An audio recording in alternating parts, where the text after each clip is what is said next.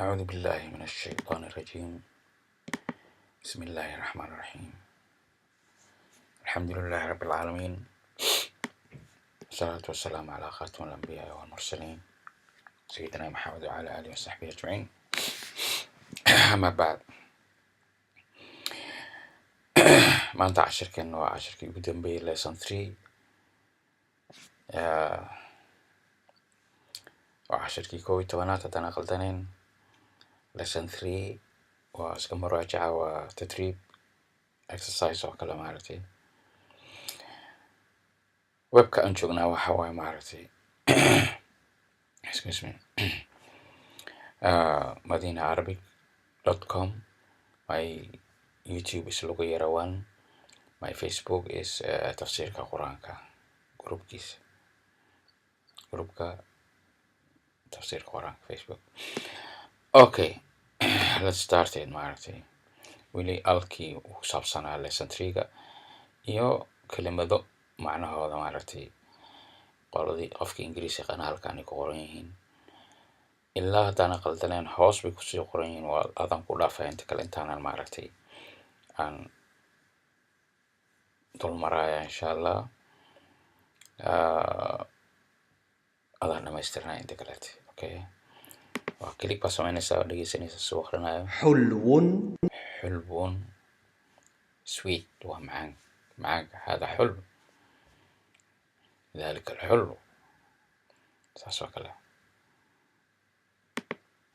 مريض sick waa qof xanuunsanayo maaragtay xanuunka waay. مريض أنا مريض waa xanuunsanayo. هذا مريض waa jiran yahay saas oo kaleete. الدكان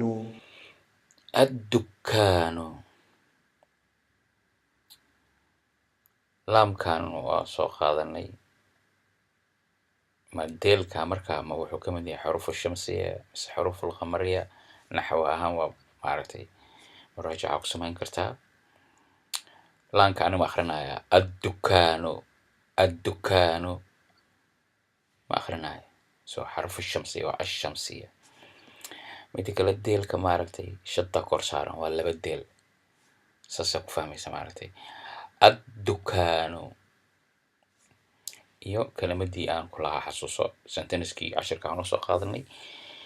haddaa fahmaysid ku noqo ama dib ugu laabo cashiradii hore soo fahamtid. waa si sharaxan wax waliba maaragtay. waa dukaanka waa dukaan af Soomaali waa dukaan. I think a shop.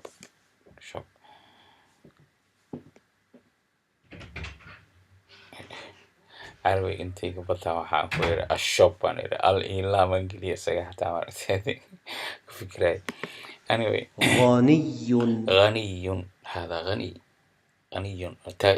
lacag leh taajir ah rich.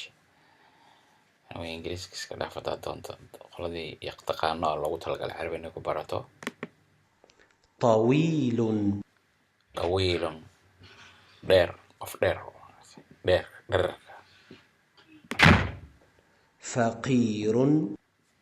فقري قف فقري خير وافق عربي. قصير أو بسيط كده قف كابن قصير.